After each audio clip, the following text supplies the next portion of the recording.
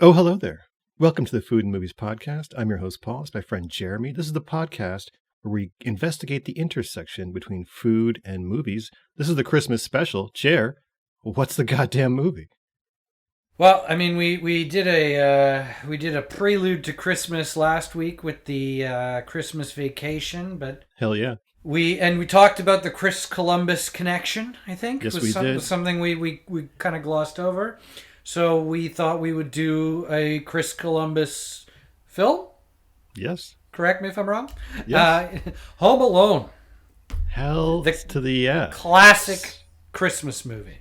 Absolutely. So, for those who don't know, Home Alone is a spiritual, I guess, cousin of National Lampoon's Christmas Vacation, which was written by John Hughes. And it was he originally picked Chris Columbus, the director, not the racist conqueror, to direct Christmas Vacation.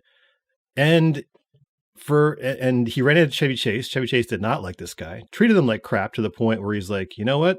As hard as it is to direct a movie in Hollywood, it's not worth it with Chevy Chase. I'm out of here. So Chris Columbus left, and John Hughes, being the good dude that he is, the good working class dude that he is, says, don't worry, bro, I'll get you with something better. Writes Home Alone and has Chris Columbus direct that as a Christmas movie, which it is. So shout out to John Hughes for being just a good dude. Like I mentioned in my latest video, the Pulp Fiction Sandwich, by the way, on YouTube.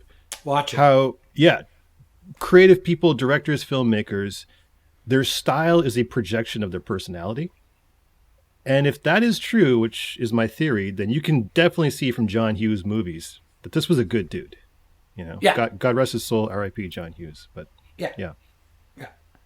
And Chris Columbus, did he do a Harry Potter movie? The first Harry Potter. He did the first Harry Potter movie, right? Yeah, because this movie set him on a trajectory of being a family comedy director, or just a family director. And and remember, the first Harry Potter was just kids, right? Yeah, they were little kids, and they loved it. They apparently, I was watching one of those the Harry Potter documentary or something, and they loved working with the guy. Like, he was just like so good with them. Yeah, he was great with Macaulay Culkin, and that kind of set him on the path to getting to Harry Potter. Yeah, it's like working with animals, right? Like, if you're good with working with kids, or you're good with working with animals, you tend to do these jobs, right? Yeah, like yourself, your father was a surgeon, and that notion got you a job working at Anderson DDB. And you've been working in pharma ever since. Yeah, it's basically. Like these little things early in your life really do project out over time, you know? Yeah, I guess. Maybe. Well, I wanted to connect that, but there is a strong connection between this movie and us, you and me. Okay. So as you mentioned, John Hughes wrote this. And I think I mentioned before that John Hughes was an ad guy. He started his career in advertising. We did talk about that. Yeah, dropped out of Arizona University or Arizona State, one of those two. Began working for an ad agency called Needham, Harper, and Steers. Needham, Harper, and Steers merged with, guess which agency, Jer? Doyle, Dane, and Bernbach? Hell yeah, they did. There you go. And I was also, this is all Wikipedia. Which merged with the Anderson. Yep. Pharma agency in Toronto. Where we met. Look at that. It all comes full circle. And that's it. So we're 6 degrees of separation from John Hughes. We are basically the children of John Hughes. Yeah. We are. Me and you. There you go. Yeah. Look at that. Makes sense. Also on Wikipedia, I didn't notice it, but if you go on the DDB homepage in Wikipedia, there was a rafting incident. Have you heard about this? No. A bunch of executives, top executives from DDB, went on some kind of executive retreat, and they went rafting and got thrown from the raft, and like 9 of them died, drowned. Was this recently? I believe it was in the 80s. Oh, okay. Yeah, but like half the executive team got taken out in a rafting incident, and then the rafting incident was turned into a movie starring Alan Alda. Deliverance? No, it was something else. All right. Yeah. I don't think Alan Alda was in Deliverance, but yeah. That's quite a tale, but I guess we do have a connection to John Hughes, so that's cool. Yeah. And put that on my resume. But the connections don't just stop there, Jeremy. Oh my God. Yeah. So we've already established that the connection between National Lampoon, Christmas Vacation, and Home Alone. Right. Also, apparently John Hughes was a big fan of Die Hard. And a lot of this film was sort of a spiritually connected to Die Hard, which is one person foiling a bunch of bad guys in one building. You know what I mean? I get it. You know that makes sense. What do you think of Die Hard as a Christmas movie? Do you even want to go there? I'm sick of arguing about it. Fine, it's a Christmas movie, you nerds out there. Stop fucking asking me about Die Hard being... Yes, it is, okay? I don't want to hear why you think it's a Christmas movie. We all know. I've never watched it at Christmas, so I don't know. Okay. I have no... I literally could not care either way. But Die Hard 2, Christmas movie. Die Hard 2, Die Harder. Die Harder. That was a hell of a movie. I watched that a lot. I watched Die Hard 2 more than Die Hard 1, actually. I think I've seen them both like once. Oh, really? Yeah. Maybe once or twice on the first one, but they never really did it for me. I think we should do Die Hard. I think there's some food in Die Hard. We should probably. It's probably a good buffet scene in yeah. We should do it, but Die Hard. But like I think it's like 1, 2, and 3 were like okay, and then it just got like Die Hard, Live Free, and Die Hard. Like yeah, there was one where I remember in the commercial he literally jumps on an airplane and wrestles it to the ground or something. Like it just got ridiculous. Yeah, it got out of hand. So all right. Die Hard. Yeah, but I can see how Home Alone is like Die Hard, like the same shtick, but a little bit fun, like more like haha. Because it's like kid Die Hard, basically. Yeah, he tricks this Alan Rickman and his crew into dying. Mm-hmm. Yeah, all that stuff. Yeah, it's like the everyman versus these hardened criminals. Yeah. These serious German, were they like German terrorists? Yeah, they were European. The main guy was German, Hans Gruber, I believe. Yeah. I've never understood that. There was like a period in time when they weren't going after the Russians. It was like, yeah, the Germans are evil. It's like, yeah, okay, they did some stuff way back when, but other than that, they're a pretty peaceful nation now. Like, oh yeah, they're great now. They're not causing much trouble. Like I don't believe. Here's the thing: you got to keep your eyes on those Germans, though. Yeah, every now and then, you never know. They'll pull some stuff like the Volkswagen thing. You know, every now and then you're like, dude, I was just starting to trust you. We were there. Yeah. Now we're back here. Yeah, they are. They can be a little bit. They'll sneak one in on you. Well, the thing with them is like it's always with Germans. Their weakness is always hubris. You know, it's like, yeah, we know you're smarter than us, but you're not that much smarter. Okay, we'll eventually catch on to what you're doing if you try to fuck. We know you're good looking. We know. Yeah. They're all good looking people, even the fat ones. But they're all smart though. You know, they're known for their engineering. So it's like, I'm sure every now and then they're like, you know what, people are dumb. They won't know we're messing with their emissions standards. Let's just do it. You know, and it's like it's naughty Germans. But more connections to Home Alone. There are some spiritual sequels and spiritual remakes to Home Alone. Number one is a French film called Deadly Games, which actually sued Home Alone, came out the year before Home Alone, and sued Home Alone for the similarities, which I will admit the film is very similar. It's about, I believe, a child stuck in a house being attacked by some deranged vagrant who dresses up as Santa Claus. Okay. I think it's a coincidence, but it's enough for a lawsuit, I would say. I mean, no such thing as a new idea, right? Like, it's a lot, especially in the film industry. Like, you're borrowing from so maybe you borrow a little too much from something. Yeah. So I get it. But any notable French actors in that one, like Jean Reno or anyone good? I don't think so. None that I know of. I'm not a connoisseur of French films or anything like that. I pretty much only know Jean Reno. So. Jean Reno. What to do with the big nose? What's that guy's name? Gerard Depardieu, Jean Reno, and then there's the guy that's, I always forget his name, but he's like the guy they get if they can't get Jean Reno. So like Jean Reno's the guy from like Mission Impossible, and I think he was in Ronin. And then there's another guy who is in a Jet Li movie that's like kind of big. Like you'd know him if you saw him because he's like that. He always plays like a French cop. I think he was the bad guy in Bad Boys, right? He might have been. Yeah, he might have been one of the bad guys in Bad. Yeah. He plays a good French bad guy. He plays a great Eurotrash guy. We need a produce, like, you know how like Rogan or any of these guys, they have like a guy they can ask. We need to get a guy we can ask so that I'm not Googling things, but we'll get there. Once we can get Naz. He wouldn't have to Google it. He could just know. Naz would just know. But other spiritual sequels or spiritual cousins to Home Alone, I would say Panic Room is Home Alone, David Fincher's version of Home Alone for grown-ups. Okay. I would say Don't Breathe, which is the home invasion film with the teenagers invade the guy who is blind. Right. Also, Rambo Last Blood. Last act of Rambo Last Blood was a bunch of Mexican bad guys attacking his homestead. All kinds of booby traps and Rambo, like cat and mouse type stuff going on there. Rambo Last Blood was like the one that Stallone did now, like a few years ago. This is the last one. This is it. We're done.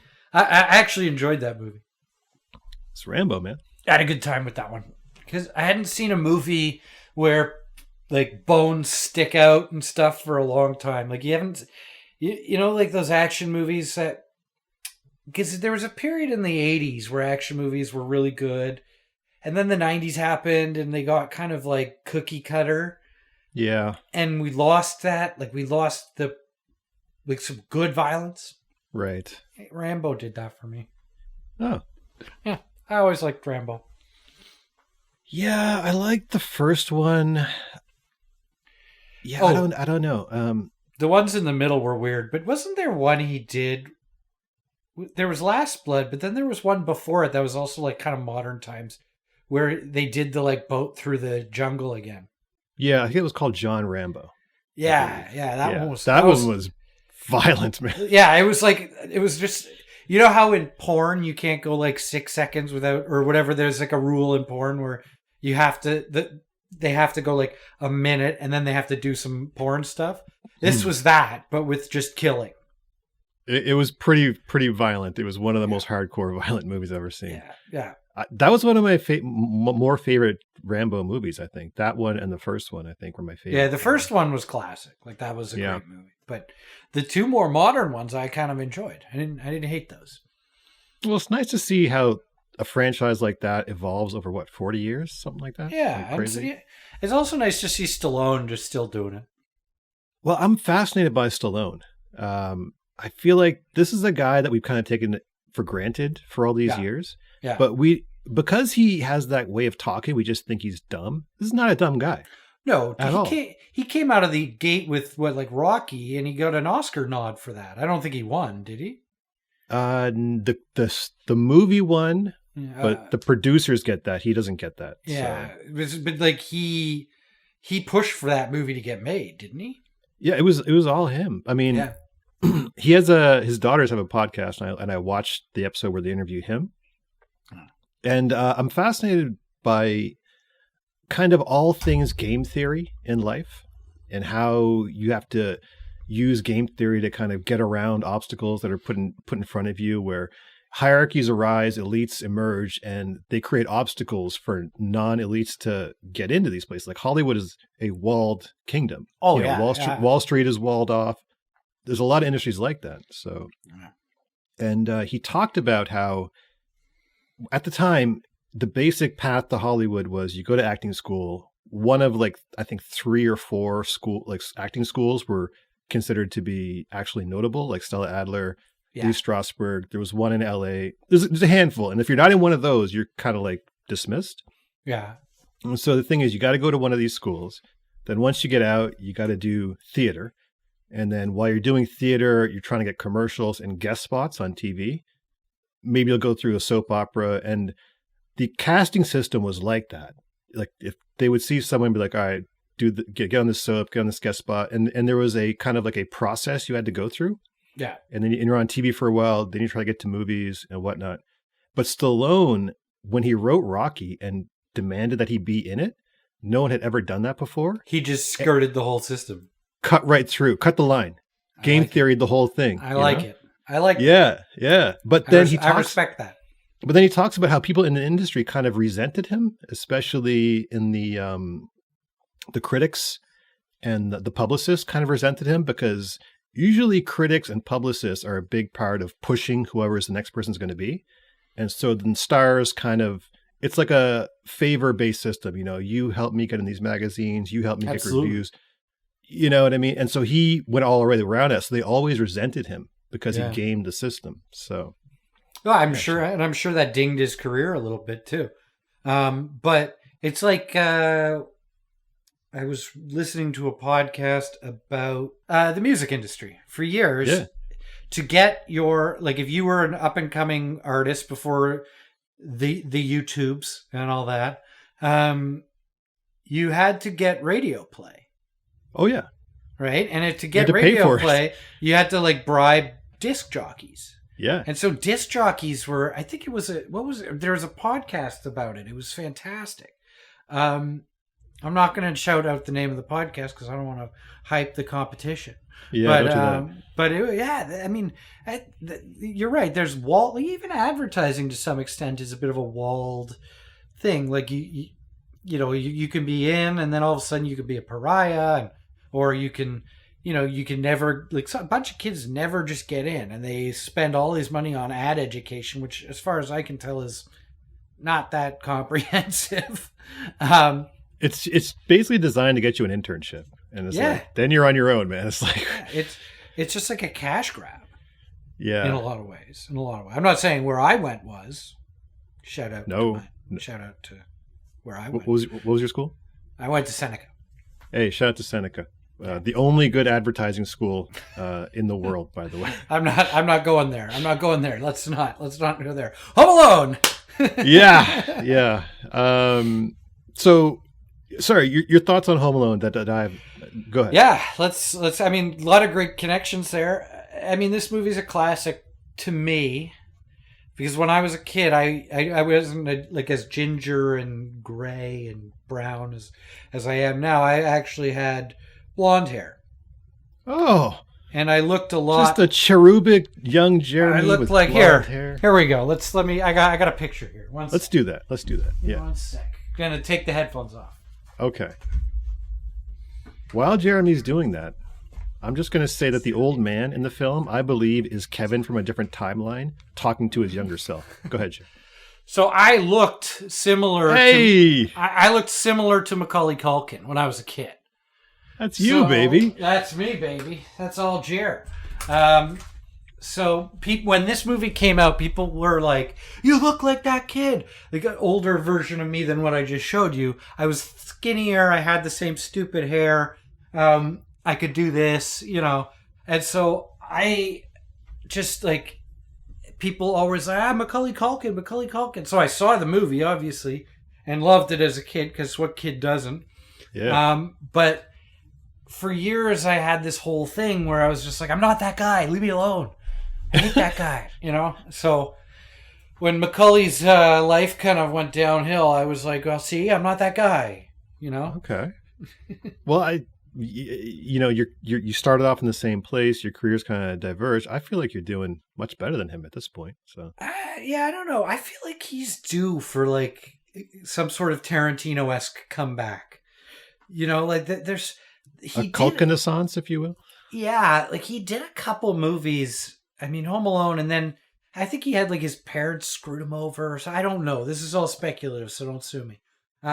Macaulay Culkin, if you want to clear the air, come on the podcast. Let's talk about it. Sure. Yeah, your invite is open, Macaulay Culkin. But there was like a whole bunch of stuff around him, and he did that movie. Like there was a horror movie he did. Yeah, The Good Son. Yeah, that was creepy. Dude was killing people. He was a kid serial killer. Yeah, I like that. And then he was in Party He did My Girl, where, spoiler alert, he dies. Yeah. A lot of tears in that one. He was good in that. Then he got older. He did Party Monster. You ever see that movie? That was crazy. No. I saw the documentary. A good movie. They did it. It's got Fez and some other people in it from some other stuff. So Oh, okay. yeah, good. Seth Green is in it, I think. Yeah, I thought it was well. The guy could act. I'm just wondering, like, Yeah. who's gonna see it? Like, you know how we're having a bit of a Brendan Fraser renaissance. Yep. Like Brendan Fraser's PR team is just like, yeah, woo, like just loving this guy. Bringing this guy back from the dead. Just We were weeks away from a Chandler renaissance, but then he said something about Keanu Reeves, and now everyone hates him again. Oh, no. Sorry, Chandler. It's a good try. Oh, shout out to Chandler, Matthew Perry. He got on Twitter during the COVID. Very first tweet, it says, "Hey, I'm on Twitter. Could we be in more of a pandemic?" Phenomenal first tweet ever. It's a great tweet. Yeah, It's a great tweet. Yeah. Macaulay Culkin's younger brother Kieran has He's really, yeah, taken up the mantle. What's that show? Succession. Succession. Yeah, he's good in he's that. great. Yeah, he was great in Scott Pilgrim. He's been great in everything I've seen him in. Yeah, I think they're both good actors. I don't think Macaulay Culkin's a bad actor. I think he got famous too early. Yeah, that happens. But Home Alone, yeah. What are your impressions? So give it to me. Well, a lot of these movies we watch, I have not watched since I was like very young. And so the first thing that happens is that I watch these movies and I get a flood of nostalgia of where my psychology and, what I was thinking when I was watching this movie. And so I just remember Home Alone, and it was real kid wish fulfillment. I don't know about you, but when I was a kid, I just had these fantasies of like, oh, I just wish that I could live in the house and I could buy my own stuff. I felt so powerless as a kid. Yeah. And watching Home Alone, it was that thing like, no, I'm going to foil these bad guys. I'm going to be smarter than these adults. You know, I'm going to take care of myself. So just from pure kid wish fulfillment, the Goonies, I used to love those movies when I was a kid. And I think we need those as kids, I agree. I think we're missing that in society today. I think psychologically, Home Alone spoke to our generation of kids, because we were coming up as young rascals in those days. Yeah, we were. And Home Alone was like, every kid has been through that scenario where they get in trouble because their stupid older brother did something dickish, or they're, and then they're getting picked on by their cousins. He's the youngest kid. If you were the youngest kid, I was the youngest. Yeah, I was the baby in my family. So bro, when you're on the bottom of that pyramid, growing up, you will never ever not be on. Like, they always treat you that way. They know that your older siblings know things that you don't. Yeah, they go and they ignore you. Yeah, so I was always the kid that was like hanging out with my mom at things, because my cousins were all like, he's too young. Let's go. Let's go smoke cigarettes or whatever they were doing. I don't know. It flips though. Once you get to about like in your mid-20s and they're all like in their late 30s and trying to cling on to their youth, they're like, oh, he's young. Let's hang out with him. That's true. It does. Yeah. It gets better. It gets better, and then you're all old in the end anyway. But yeah, that's true. But, no, I mean, I think there was a lot to be said, especially for the baby in the family. He had this aspiration of like, I can do this myself. But he's still vulnerable, right? Like, he goes in the basement, he's terrified of the furnace. Mm-hmm. But then he kind of gets over it. I was terrified of my furnace and the entire basement of my house. Terrified.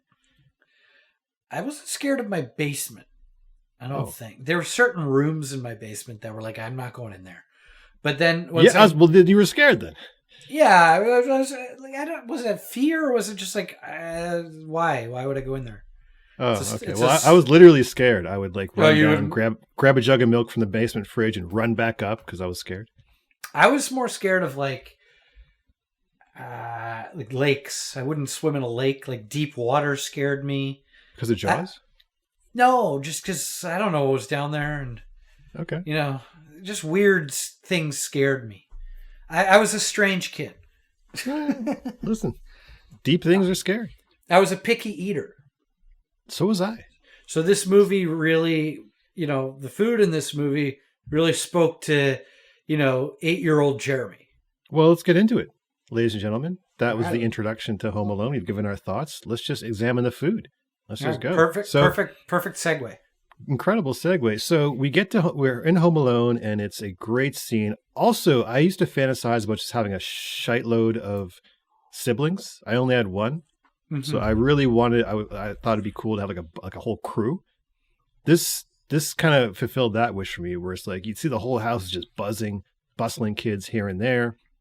They're all getting ready to go to, I forget where, someplace warm for Christmas. Paris. They're going Paris. Paris for Christmas. At minute 8, the pizza delivery guy shows up with $120 worth of pizzas. And our boy, the youngest, of course, he's a picky eater, wants that cheese pizza. No cheese. What happens? Pizza. No cheese. Well, they eat it all. They eat it all. Older brother, played by real great older brother kind of vibe from this kid. Yeah. John Hughes, by the way, phenomenal older brother writing and casting. Great casting throughout. All the kids were well cast.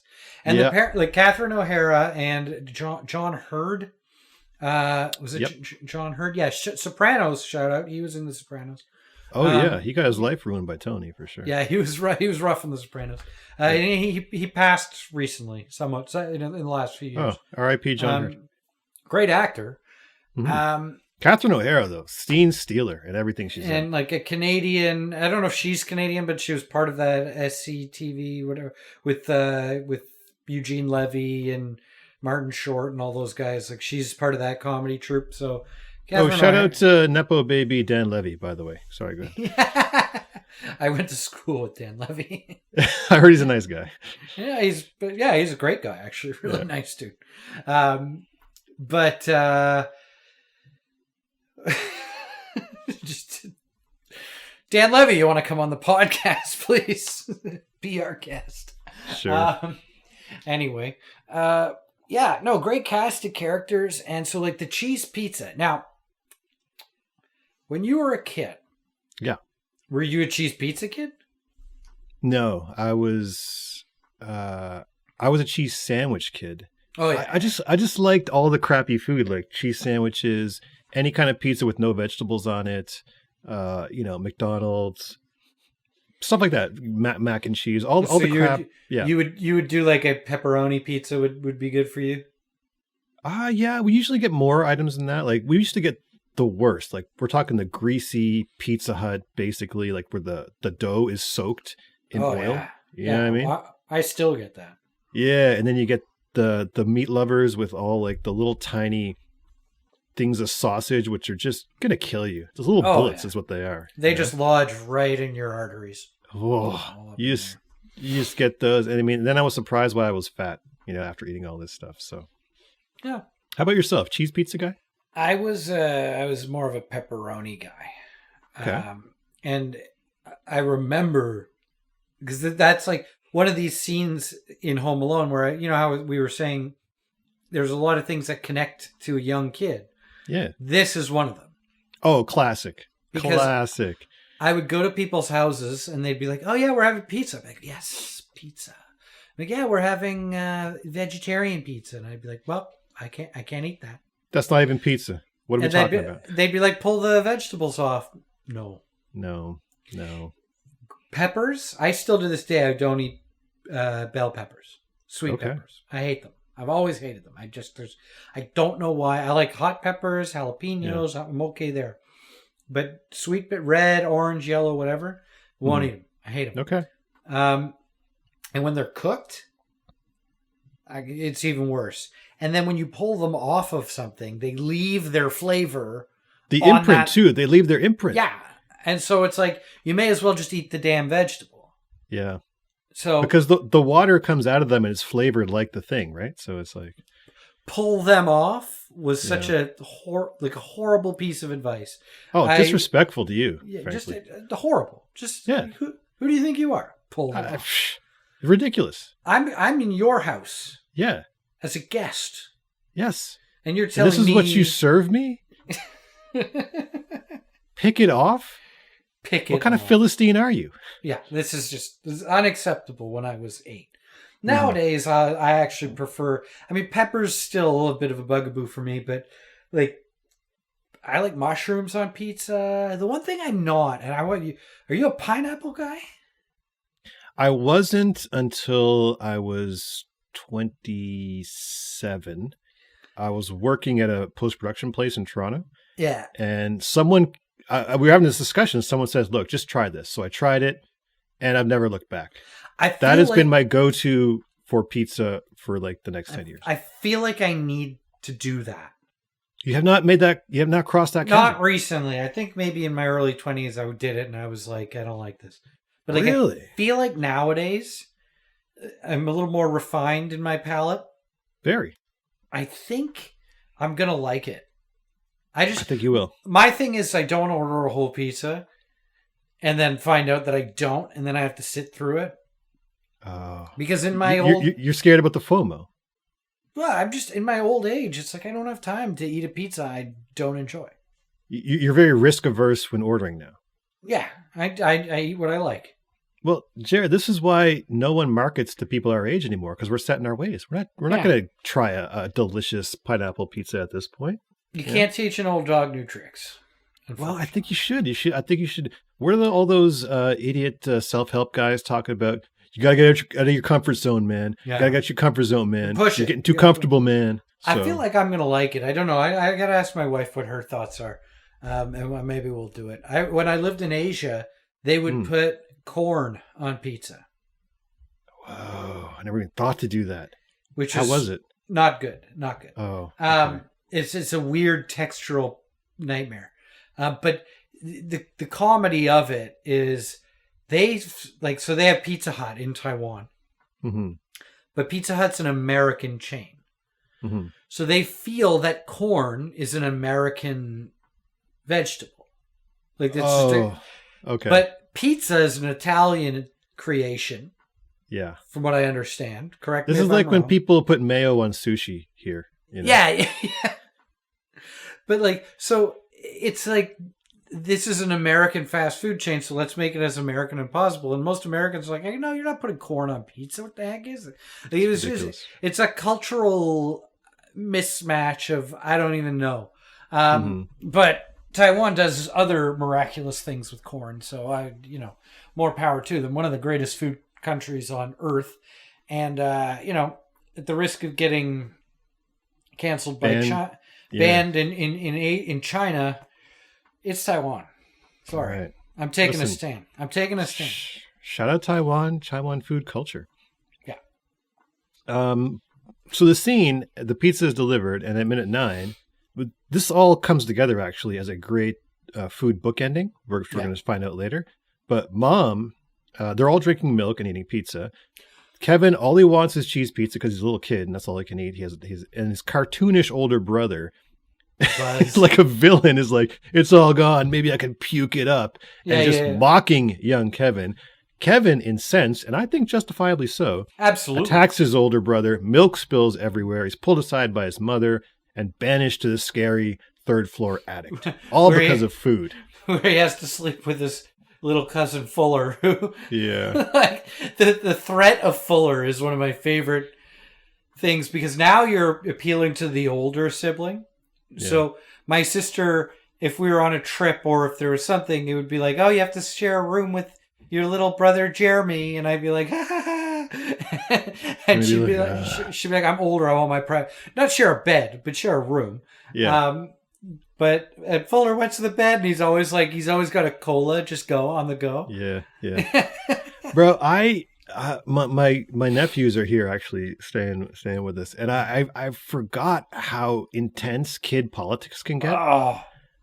Like, these two kids have 2 separate piles of football cards for Christmas, and they are getting so possessive and territorial over whose cards are whose. You know what I mean? It's like, all it is just like tiny little cards. But it's serious, man. It's like real serious. Kids are like dogs. Like, they have their baser instincts are still right there. Like, they haven't learned to suppress. Yeah. So there's all this. We would go to visit my grandparents, and they had a place down in Florida. They would, like most good Jewish old people, they would winter down somewhere in Florida. Yes. And we would go to their house, and basically they had 2 bedrooms upstairs, and an office downstairs with 2 separate pull-out beds. Like, it was more than enough beds for 2 people. But my sister would not share a room with me. Mm-hmm. So for the first few years, I had to go sleep up in my grandmother's like dressing room. And let me tell you the trauma I faced in the morning. It was just awful. And then later on, I got too old for that. And so I would have to go sleep on these couches. But in Florida, this house, they bought it in the 80s.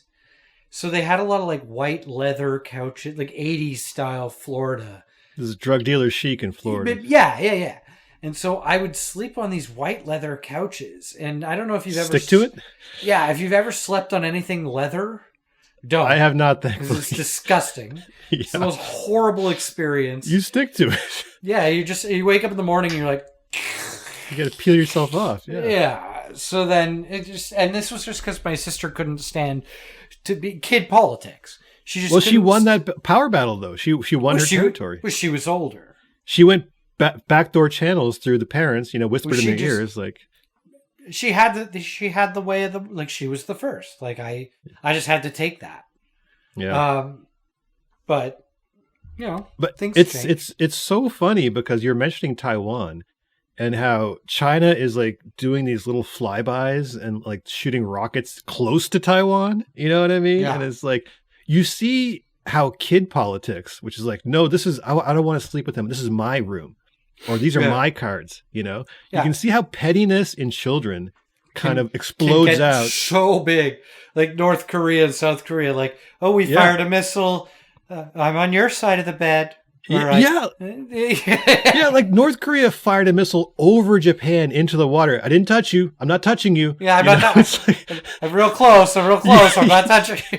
It's exactly what it is. And this is what China does to Taiwan, except it's way more intimidating. Way more intimidating. But it's funny how that psychology does explode out on the world stage in a grandmaster. And anytime it happens, the U.S. is like, let's send a bunch of ships over and do like an exercise over... I'm not on your... Yeah, I'm not touching you. Yeah, or they'll get on the... Like, someone will get on the mic and be like, listen, we do not condone what's happening. We hope that so-and-so will stop shooting missiles close to so-and-so. If you could just do that, that'd be great. So that'd be lovely. Yeah. If not... like the United States really is dad in the world, trying to like sort everyone out, keep everyone, while all at the same time manipulating them a little bit. Right now they are. We'll see. Yeah. Yeah. Rome was that. Whoa, jeez. Well, thanks Caligula. Oh, jeez. I thought Nero took down. Didn't Nero take down? I don't know. Okay. I forget. I always just blame Caligula because he was the most ridiculous, like the Peter O'Toole movie. Yeah. I was actually looking into that. Is there food in that? Is there food in that? Because we should do that movie. I think there is. Maybe we should do that. There's probably a lot of like grape eating. I forget. Well, it's funny you mentioned that. That was produced by Bob Guccione, who was the publisher of Hustler magazine. Yeah. And today I was just kind of like, I was going into old issues of not just Hustler, but other magazines. Because I remember them. I was like, I wonder what they're like. And so I was going back to look at them. Bro, magazines back in the day, that was the internet. Yeah. It was all the internet. It's like, you're a pipsqueak, become a muscle-bound freak in less than 30 days, ad over here, buy these cigarettes and chicks will like you over here. You know what I mean? There was stuff about the Bilderberg Group, conspiracy theories and stuff. The internet is like a totally, like, it's that on crack. Like, it's insane. But even, what was Vice magazine? They kept printing for years because people just preferred the magazine. And then there's still magazines that are in print, like that. People still subscribe. Do you still get magazines? It's funny. I used to be a magazine junkie back in the day because I was stuck here in Halifax, looking for information about the world, and that was my only real window into the world. And so I was heavy into magazines before the internet. But I got one last year. I think it was like a Vanity Fair or something like that. I could not believe how horrible the writing was. Like, you look at these magazines and all they're doing is they're all puff pieces. Yeah. It's all just like, this guy is so great. This girl is so great. Look at what they had to overcome. It's all just PR is all it is. My guilty pleasure magazine when I'm at an airport. For like if I'm at they still have the magazine stands on the airports. Yeah. Have you ever heard of the Robb Report? I have, but I haven't read it. It's a catalog for the 1%. Oh, hello. Like okay. their articles are like, why the Bugatti is better than the McLaren, or like, or best yacht designers of 2020. It's so Right. but you read it and you're like, this is filthy. Like this is smut. This is pornography. This is your pornography. And they have ads in the back for like hand engraved guns from the or like Civil War or trained German shepherds to protect your family. Like it's just like it's so good. I figured that all the ads in those magazines would be for accounting firms who can like avoid taxes for you. Yeah, that private islands, stuff Private like that. islands. Like yeah. it's just so unattainable, yet they sell it at the airport. So I'm buying that 9 times out of 10. I gotta get the Robb Report, man. Basically, Instagram is that now, right? Yeah. Oh, yeah. And then I'll turn to my wife and be like, "Look, check this yacht out." And she'll be like, "Why do you read this crap? Like, what's wrong with you?" It's because back to Home Alone. It's because aspirational. People magazines do like that do well because people are aspirational. Hell yeah! That's our whole business is built on that. Yes, mimetic desire. Yeah, mimetic desire. Check out Cinema and Sandwiches. Pete Davidson. Mimetic Desire, Pete Davidson Sandwich. Brilliant. Yeah. Oh, man. Speaking of mimetic desire and aspirations, minute 19 of Home Alone, they're on the airplane. The parents are in first class. The kids are back in the steerage. But it's a great shot where they're drinking champagne and they're using real cutlery on the plane. And the couple in the front, the husband looks at the salt shaker and he like taps it with his knife and he's like, "It's real crystal. Put it in your bag." And I was like, crystal used to be a thing. Cutlery, bone china. That was like a status symbol of people suburban. Love that stuff. Yeah. Back in the day. We've got into a point in society where it's like everything's disposable. Even the stuff that's not supposed to be disposable, like your cutlery. Mm-hmm. My mom still has the same cutlery she's had since I was a little kid. She's just like, it's built well. She doesn't need to get rid of it. I even have some of it. Yeah. Like, honestly, we don't really, you need to upgrade your cutlery. Why? No, it's cutlery. You wash it. It's a piece of metal. It's not breaking. Like, it's not. But now, so my wife was, we need our own cutlery. So I put all my old stuff away, which is heavy duty, good, well built, sturdy. Made of lead. Made of lead and asbestos. Yeah. And now we have this like flimsy and it bends and it gets weirdly rusty and like, it's not well made because it's meant to be thrown out in a few years. Just like clothing, all this crap. Planned obsolescence, yeah. It's terrible. Mm-hmm.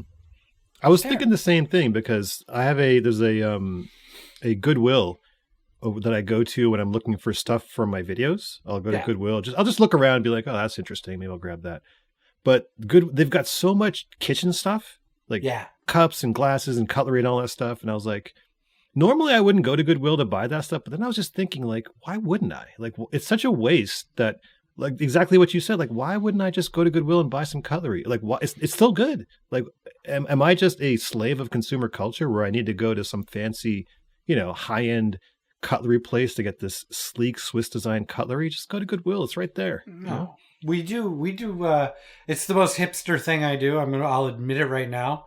But I'm a hipster too. Go ahead. I save, the Classico spaghetti sauce or whatever. I save those jars and I use them as cups because they're like a pint. Yeah. Like it's a big cup, and we have our whole kitchen cabinet. We have like nice cups, but they never get used because I like the big giant mason jar that I drink from. I don't make salads in it or anything, but no. I just it works. It's dishwasher safe. Oh, that's an immigrant thing here. All of our containers, they're all former, mayonnaise jars and stuff like that. Yeah. Why would you get rid of that? It makes no sense to me. Just to look good in front of your guests? I don't know, man. I think repurposing things is the way to go. So. No, I prefer it. Yeah, even when I get my bag, I'm going to Goodwill and getting some cutlery because I keep it real. on this podcast and in real life, people. Keep it real. Yeah. So speaking of keeping it real, at minute 22, Kevin realizes that he's been left home alone. Yeah. And as a way to visualize his feeling of power and self-reliance, cuts to, he says, "Oh my God, the family has disappeared," because he sees the cars in the garage. So he thinks his families have magically disappeared, like they're not actually gone somewhere. Yeah. You see him jumping on the bed, eating popcorn from a popcorn bag. I think a great visual use of food to show that this kid is in kid heaven right now. Yeah. Eating that popcorn and jumping on the bed. You're not supposed to eat things like that in bed. Yeah, or jump on beds. That was you're not supposed to do that. Do you eat in bed? I do not eat in bed, no. There's something spiritually wrong with it, I feel like. You know? Do you eat in bed? No. Okay. No. So there were phases. So when I was in university, I did not. Okay. We all kind of ate together in the living room. When I lived alone, I wouldn't. I would eat on the couch. When I got married, or when I met when my wife was my girlfriend, we'd watch, on a Saturday morning, we'd be at my condo watching TV. I'd go out and get bagels and we'd eat them in bed. Sometimes this sounds awesome. Sometimes we'd stay in bed for most of the day, order a pizza. Yeah. Until one time I was eating a slice of pizza and it fell face down onto my bed sheets, which is that's new bed sheets right there. You got to move, man. You just got to move condos at that point. So we used to do it, but now we don't. We stopped doing it. That was during the young romance phase. Yeah. There's a lot of eating in bed. Honeymoon phase. Shout out to the honeymoon phase. But now that we're mature married couple, we don't really do it. So when I'm in here doing the podcast, sometimes she's in the next room in bed and she'll have chips or something, which is cool. I can hear them. There's reverb. But she's a clean eater. She's not like me. I'm a terrible eater. Okay. General advice to guys dealing with their girlfriends: keep them well fed, but not don't overdo it, because then you guys are going to go to sleep. There's a level here. There's a level here. Yeah. You got to keep them fed, keep them watered. Keep them happy. Keep them moisturized. Keep them happy. Whatever they want, do it. You know what I'm saying? Yeah. Oh, I don't know. My wife self moisturizes. That's her party. Fair enough. Get the back if you can. But minute 24, young Kevin. So this whole thing, I think, is really kind of again, we were talking about a kid being empowered and how it kind of intoxicating that is as a kid and watching that. So at 24, he's watching an old gangster movie and eating just a pile of ice cream, he loves 5 different kinds of ice cream with chips on the side and a soda on the side. And it's this is what you imagine you would do if you were a kid and you were left on your own. You could do whatever you want. I would have done that. Absolutely. Okay, so here's the thing I find about this movie, and it might just be because of my upbringing. I think we've rewind a few episodes. As a Jewish person, so going back to the pizza, and they're having milk. Yeah. That's not a Jewish thing. We don't have milk with dinner. Right. Because there's usually protein with dinner. And also milk with pizza is just a nightmare. That's a lot of dairy. That's a heavy amount of dairy. Yeah. In this day and age, milk from a cow is no longer in vogue. Right? No. Back in those days. Now, a soda and ice cream is also a bit of a nightmare to me. I would weirdly rather have a glass of milk with an ice cream sundae, which once again is a ton of dairy. But at least it's like milk with a peanut butter sandwich. It cuts through the sweet a little bit. But having sugar upon sugar is a flavor nightmare. Oh, you're right. He had it right when he had the chips on the side with the ice cream. Yeah, that was correct. Salty sweet is very good. Yeah, you get tired of one, you go for the other. Yeah, absolutely. But the soda, though, whoa. And this was back I remember the 80s, man. And I mean, no decade, I don't think any decade was trying to get you fatter than the 80s. Yeah. They were coming up with stuff in the 80s. Everyone was thinned out because of the cocaine. So a lot of heavy food just to kind of keep the population going. I don't know who invented putting ice cream in a soda. What kind of psycho invented that? But that was a thing. That was the 50s. That was like the ice cream float. Have you tried that? I tried it when I was a kid. It was horrible. Oh, I love it. You have to do it right, though. Root beer. Yeah. You got to do root beer and vanilla ice cream. That's it. That's the only way to do it. That's the key. Coca-Cola is okay, but don't do chocolate and Coke. It's weird. No. That's not right. If you want to do chocolate with a soda, here's one that's fun. Orange Crush. Chocolate ice cream. Interesting. Do you like the combo of orange and chocolate? Love it. Like those oranges Christmas all over it. Yeah. Yeah. That's a good mix. But chocolate and Coke is caramel. Like it's a caramelization, right? So you need the light pillowy fun of vanilla. Root beer vanilla. You know what I mean? Like you've got to pair your ice cream with your soda. You can't just this isn't this isn't the Wild West here. You got to mix it up right. No. Certain flavor combinations work, ones don't. Sprite, 7-Up don't work with anything. Don't do it. They work with orange juice. Yeah. I've tried that. Yes. Yeah. Okay, but not ice cream. No. Maybe a sorbet, I don't know. But I don't know. So if you're making a float, pair your ice cream correct. Well, yes. Come correct with your floats, people. Yeah. Minute 32, mom calls the security service, the rent-a-cop, who's played by this dude who's in everything, which I do not know his name. Well, when I was a kid, I never, in the beginning, when Pesci is the cop, and he's casing the houses, I thought he was also the rent-a-cop. And then I was like, well, what the heck's going on? Like, why?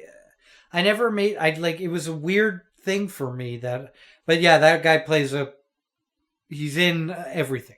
He's one of these character actors that just shows up in everything. He's the guy who played Kramer in the show within a show on Seinfeld. When they were casting the Seinfeld show on Seinfeld, he played Kramer, the Kramer character. Oh. He's tall, kind of goofy looking, doofus gangly, face. big nose. I know who he is. Yeah. Anyway, he is eating a donut, which I think the thing about this movie is that this is basically a cartoon. This is like a Bugs Bunny cartoon come to life. Everyone is cartoony. And I think that the fact that the rent-a-cop is eating a donut while talking to his mom lends to the entire cartooniness of the movie, right? It's quintessential rent-a-cop behavior to eat donuts. Cops eat donuts. That's what just happened. Are you a donut guy? Love donuts. Love Timmy's, or donuts. do you like the fancy stuff? I've been a Timmy's guy, but lately I just feel like the fancier stuff is just so much better. You know, I every now and then I'll go into Timmy's and get a very underrated chocolate coconut, toasted coconut. You like the coconut? I respect that. So chocolate donut with the coconut coating. The toasted coconut is, around it. I think the most indulgent is the honey cruller, because it feels like you're eating air, kind of, but also custardy air. Yeah, I like the honey. What do you got? What do you got? So I'm a big cruller guy.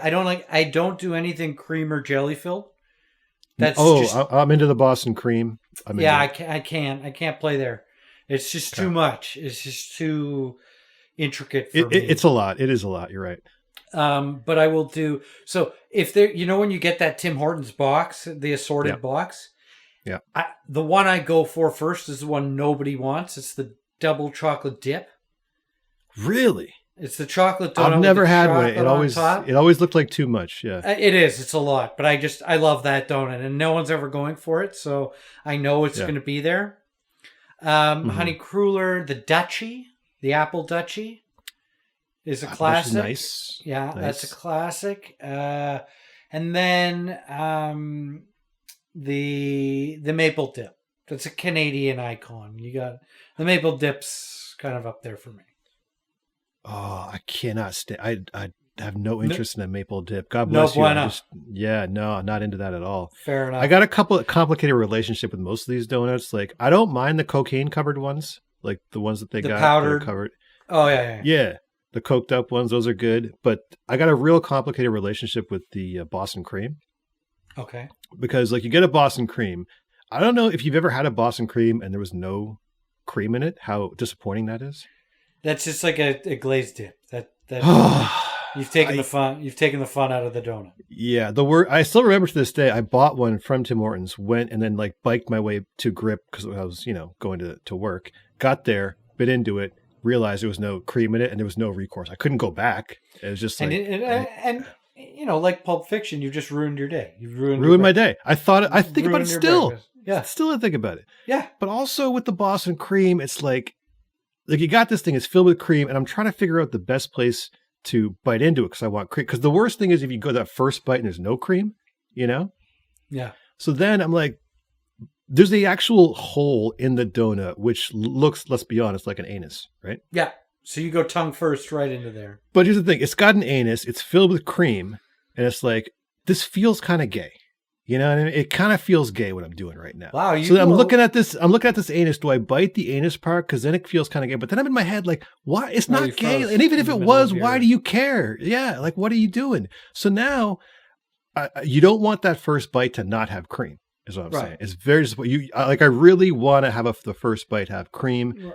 And so I'm trying to examine the donut to figure out what's the best place to first bite. And I'm looking at the anus, which is always a decent place to bite because it's pretty, almost guaranteed that you're going to catch some cream in there, right? Oh, yeah. Yeah. Right. But then it does seem a little bit gay that this thing looks like an anus and I'm biting into something that looks like male spermatozoa, whatever it's called. And so then I start thinking twice about it. So I'm looking at this thing. And then I'm like, why? What does it matter? Even if it is gay, so what? You're not homophobic. So I'm having these dual contending thoughts, which this is kind of gay, but also why does it matter that it's gay? So I'm questioning my sexuality, but at the same time questioning why I should be questioning my sexuality. It turns into this weird thing. So the stress involved with eating a Boston cream is almost not worth getting it as far as I'm concerned. Because I don't know if you've ever eaten a Boston cream, bit into it, and then the cream hits your fingers. I don't know if you've ever done that where you've eaten a Boston cream, you take a bite and it spills onto your fingers. Like, what are we talking about? Like, everyone knows what goes through your mind when that happens, right? And it's not good. It's not good for anyone. It's not good for, and then you feel shame for that. Like, what? Like, who cares? Just lick it off. Sounds like you have a very complex Freudian relationship with these donuts. Now, maybe I can help you. Sure. Women also have assholes. Yep. So nothing comes out of them, though. Well, no. What? What are you talking about? What do you mean nothing comes out of them? Women don't poop. What are you, crazy? All right. Weirdo. All right. I'm just saying. You know, if that helps alleviate I want to help you enjoy the donut. Yeah.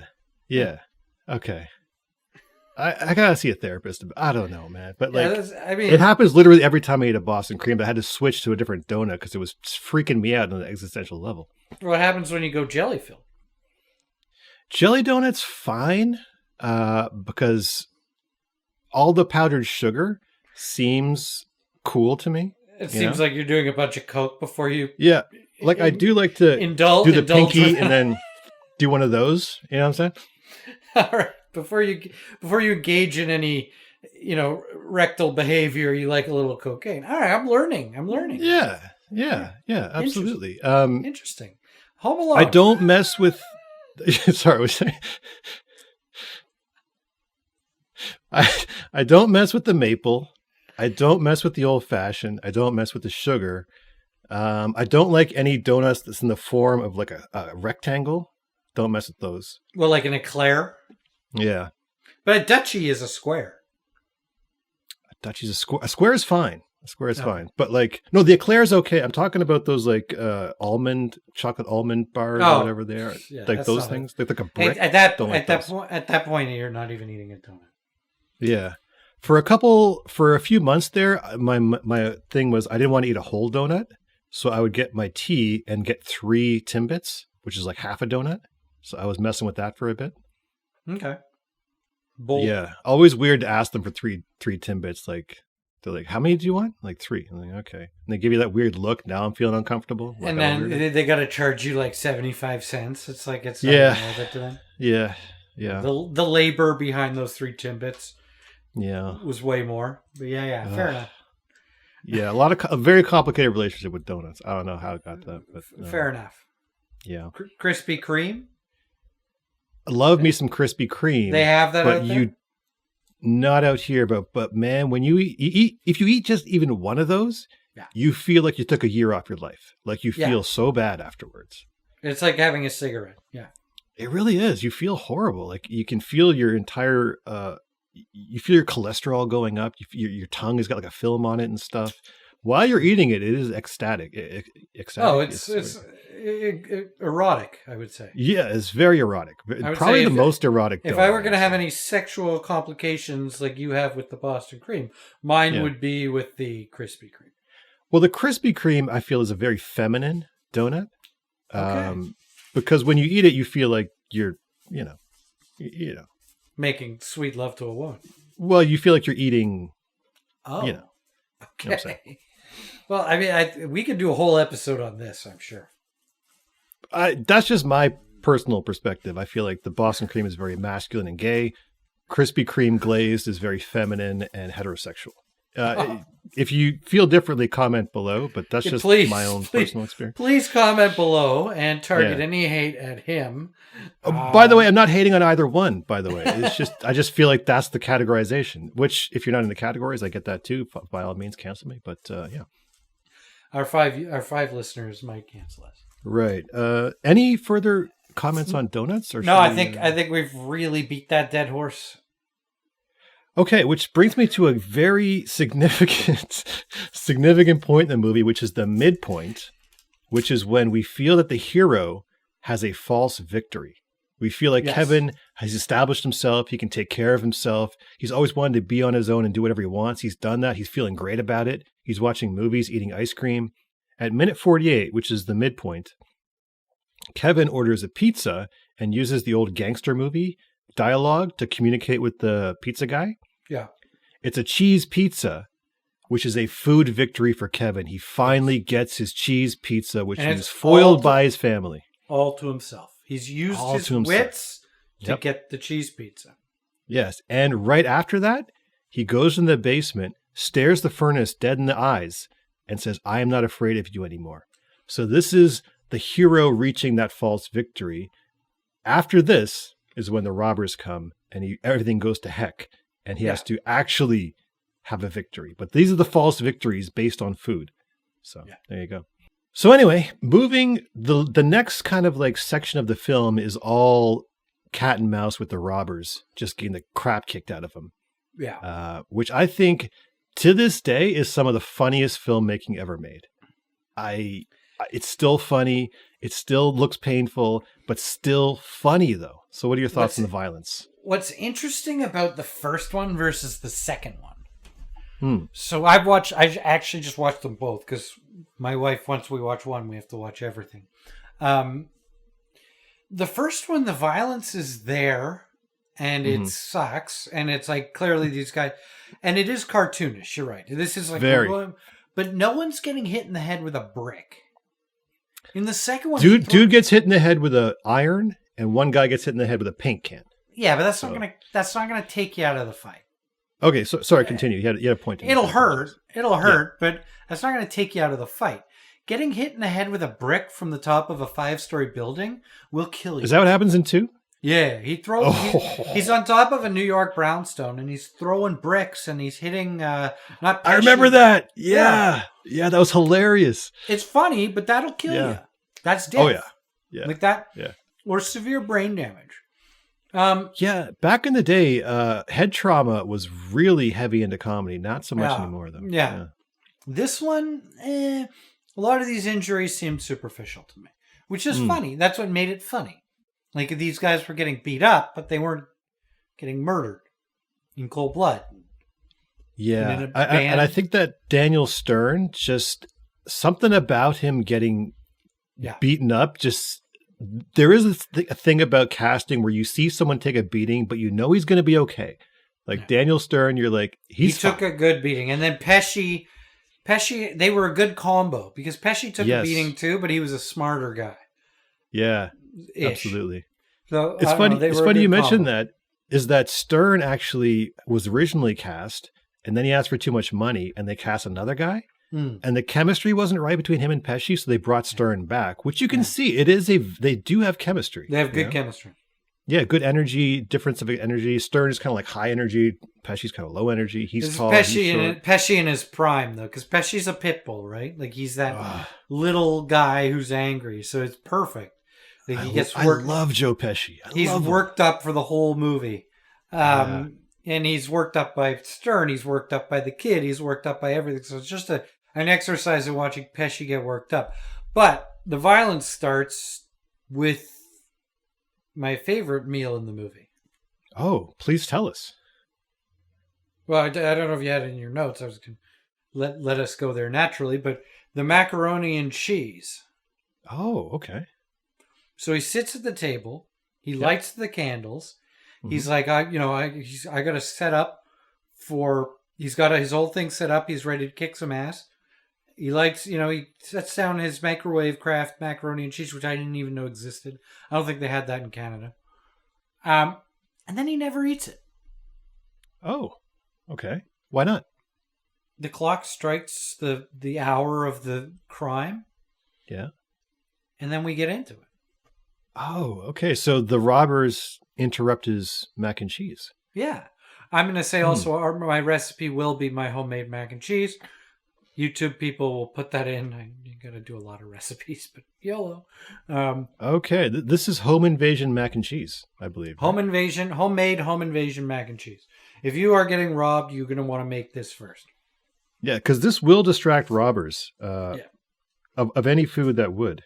So all of the Kevin against the robbers is going down, and he's exerting his power over them and kind of coming of age as a kid and coming into his own power, thwarts the robbers before the parents get home.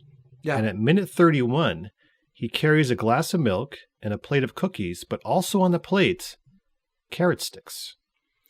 Interesting. He's realizing through food that he's not just a kid who's going to eat nothing but junk food. He's putting some carrot sticks on there now. He's growing. He's become a little bit more mature. Yeah, he's learned. Yeah, some victory mature carrot sticks for Kevin. Interesting.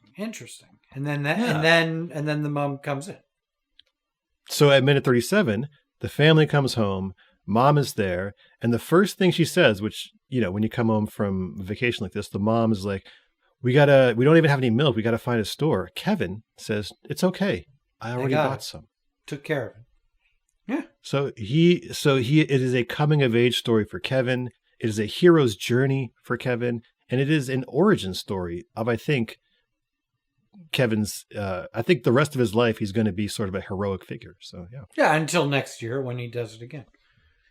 And now he knows what to do even more. So there you go. Yeah, there you go. Yeah. So that's all the food in Home Alone. I guess we can get into the food awards at this point. Food awards as a food movie. What do we think? Yeah. Food movie, I gotta give it 3 insulin prescriptions for the diabetes this kid is going to get from eating ice cream and sodas together out of 5 insulin prescriptions. Yeah, I give it... Sorry. Oh, no, sorry.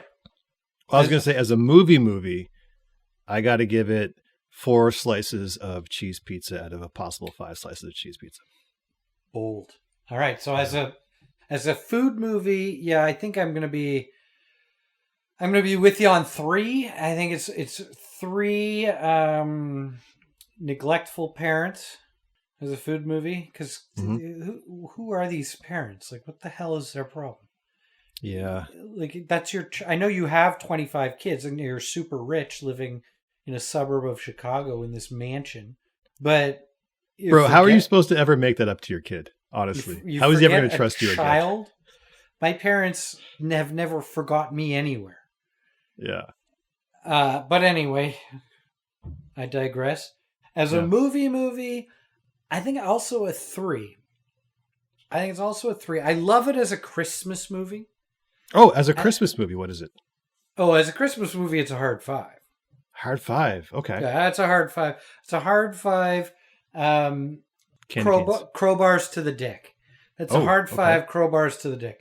As a movie, I think it's about 3 tarantulas, because that was a real tarantula, by the way. Honestly, that was a real tarantula. A great actor. Yeah, Great character actor, Tarantula. Shout out to movies before CGI, man. You want a tarantula on your face? Fine, we'll get a tarantula on your face. Yeah. Cruelty to animals, not a problem. PETA never showed up for this one. But yeah, no. Tarantula's not even an animal, it's an insect. We don't give a crap. It's a 3 as well. I want to give it a 4. I do. It's just there's a lot of, I don't know. Watching it back as someone now, affording that house, there's just a lot of plot holes that drive me nuts. Yeah. So, but as a Christmas movie, I love it. One of my favorites. Right. I'll watch it. Well, who in this movie would you like to most to have dinner with? I gotta go with. You know what? Damn it! You're gonna nail me for father figures again. It's got to be John Hurd because I want to know what the hell this guy does for a living. Yeah. That he can afford to send not only his kids but his deadbeat brother or his wife's deadbeat, I don't know. Yeah. And their kids, these idiot kids. He's got this mansion. I want to know what the hell this guy's doing. You should want to know. I want to know too. He's probably not making that much money, and back in the 90s, late 80s, like that was just normal. But yeah, bananas. How about you? I got to go with the old dude in the movie who I think is Kevin from a different timeline. Yeah. Talking to himself. That's Kevin, who I think was actually on the plane and never built up the confidence in himself and like the sturdiness of his soul. So he salts the street. Yeah. So now I think that would be the Kevin if these robbers hadn't robbed the house and he hadn't have had to like sack up and defend himself. So but he does sack old guy up. Full of regrets. He gets the retribution in the end. So that's true. But there's something about the way they talk to each other. It just seems so familiar that I was like, I think that's Kevin in the future. It's Kevin, or a possible Kevin in a different timeline. Yeah. In the Christopher Columbaverse.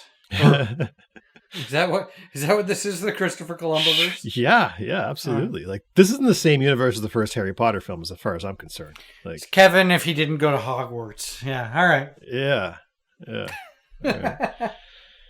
That was Home Alone, god damn it. All of the food and all of the commentary. Good times. Our next movie, we've decided Godfather 2, I believe, right? We're going to do Godfather 2 because people like Godfather 1 so much, and we want to do another mob movie just to appease our 4 fans. 2 of which are my parents, by the way. Yeah, and one of which is me. Yeah. So we're doing it. We got to do Godfather. It should be a good one. Francis Coppola, all the crew is back except for Brando. But great food movie coming up. Great food movie, Home Alone. Thanks for listening, everybody. We will see you next time. All right. Good job, Jer. Good stuff. Good one.